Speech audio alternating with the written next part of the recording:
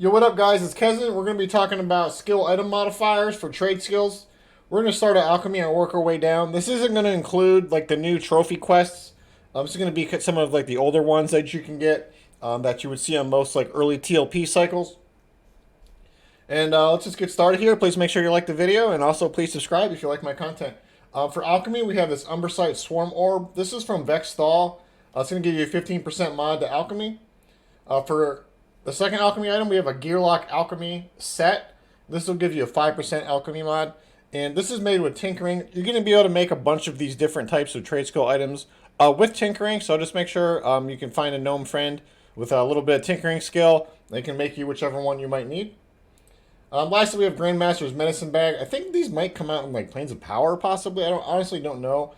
These are almost not worth doing nowadays because number one, the bags aren't as valuable as they used to be. And number two, you can just have a gnome make all the Gearlock set. And usually you can get these way easier. But these Grandmaster bags, these are an option as well. Moving on to baking, we have the Gearlock baking utensil, basically. 5% baking here. And again, the Grandmaster. We have 5% baking from the Grandmaster's spoon.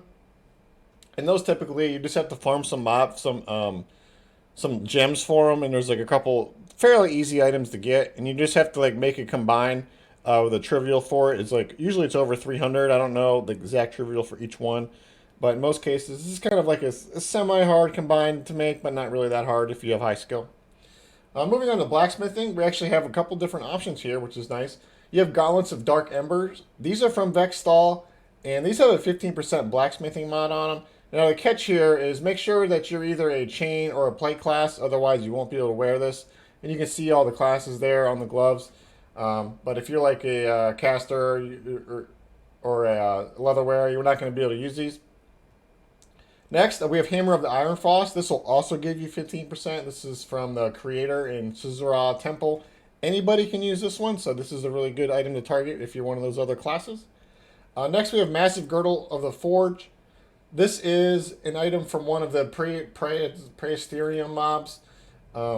I think it's kind of a common drop, but he's a really big pain to kill because he'll punt everybody, and he'll zone you while you attack him. So you either need a big raid or you need to have like a specific strategy to kill this guy. But he does drop a 10% blacksmithing mod, and it'll go up to 30 max. And again, make sure you're one of the classes and races that can wear this. This has some classes and race restrictions on it. So just check that. Make sure you're one of those. Next, we have the Gearlock Automated Hammer. Again, another tinkering item. This will give you a 5% bonus to blacksmithing. And then we have the Grandmaster's Smith Hammer again. And this will also give you 5% bonus. Moving on to brewing, there's only a couple small options here. You can get the Gearlock version, 5% brewing. And you can also get the Grandmaster's Satchel, which will give you 5% brewing on that one as well. And did I say brewing at this top one? I don't know. Maybe I did, maybe I didn't. But just to be clear, those two are blacksmithing. Fishing, there's all kinds of different mods and stuff for fishing. I kind of just picked like the best of the bunch, the ones I thought were best of the bunch. The Blessed Fishing Rod is for a Luckland quest. So it's tradable, and it's actually goes for a little bit of money because people use it for a Flowing Thought earring in early Luckland. But it'll give you 5% fishing mod on it.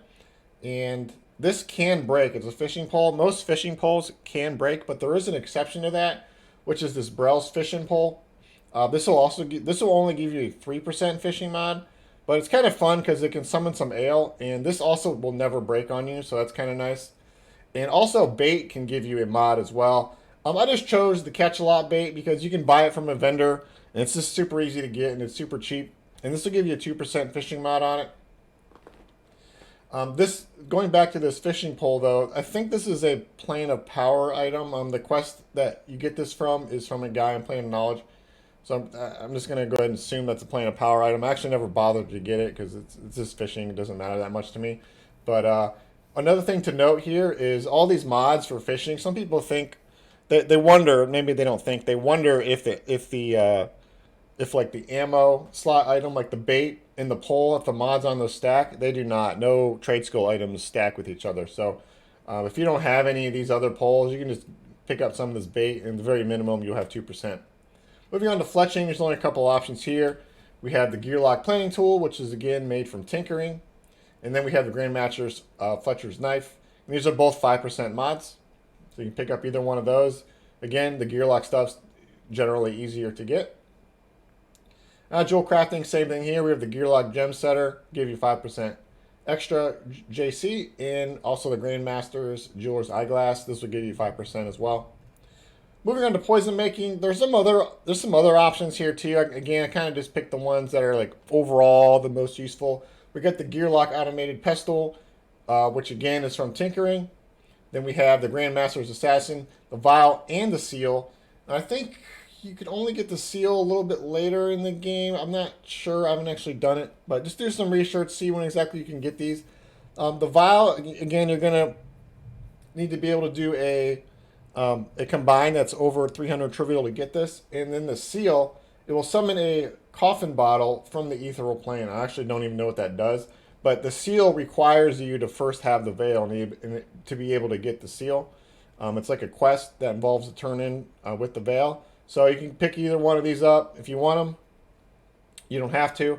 But those are a couple options there. And lastly, we have a decanter of the Apoca. I think I said the decanter part right. But this will drop in from like a named guy in Jagged Pine Forest. It's a 3% mod. If you want to pick this up, you can. But again, the Gearlock stuff here is generally just the easiest route. Pottery, again, there's only two options of pottery. You got the Gearlock item, which will give you 5% pottery. And then we have the Grandmaster's Potter Sculptor, which again give you 5% pottery. Moving on to research, there's actually a few different options here. That stuff actually drops from actual mobs. But be careful with this too, because these do have class restrictions on some of these. The Sanguine Robe, this will give you a 10% research bonus. And this is from the Mini A10, basically, in Vexthal.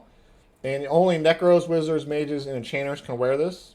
But it's actually a really nice robe overall. So if you can get this in Era, it's a pretty cool robe because it's got regen on it, especially if you're like a Necromancer. We got the Gearlock automated Quill. Again, this is made from tinkering. This is a 5% mod. Thought Horror Scalp. I did confirm that this actually still drops. I actually went over there to see if it would drop for me, and it did. It comes from Mons Latalis, a greater horror. And this mob, I think it has a long respawn. It might be several hours. But it spawns at the very bottom south of the tunnels in the zone. So I just put a little note there stating that. And this will give you a 5% mod. So it's kind of a nice item here. Also has a little bit of stats on it. Maybe if you're under geared or you're twinking or something. And then we have the Researcher's Quill.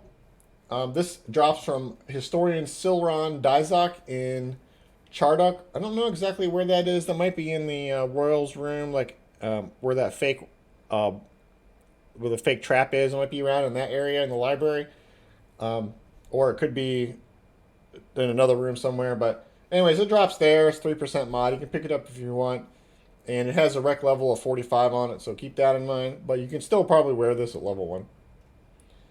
Tailoring. You get the Kevin Shadow Shears. These are really nice. These are good. The best tailoring mod you're going to be able to get. These drop from She Vinitress and Akiva Runes. And again, 15% mod here. And they're kind of rare. They're moderately rare, I'd say. If you have some bad luck, it can be really rare, but they're moderately rare. Moving on, we have the Gearlock Sewing Contraption. This, again, 5% tailoring mod made with tinkering. Then we have the Grandmaster's Tailoring Needle. Again, another Grandmaster piece. Lastly, we got Tinkering. We got Friznik's Robe of Tinkering. This also drops from She Vinitress and Akiva Ruins. And this is, since all these tinkering items, these are all going to be gnomes only, basically, because only gnomes can use tinkering. But this will give you 10% mod here. Then we have the Tinkering Contraption, so Gearlock Clockwork Contraption. This will give you 5% mod, make that with tinkering.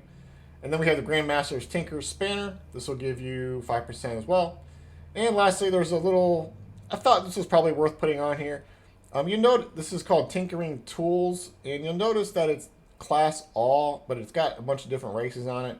But it's basically just gnome only, since only gnomes can use tinkering. They're the only ones that get that skill. But it has a 2% mod on it. It drops from Echo Caverns.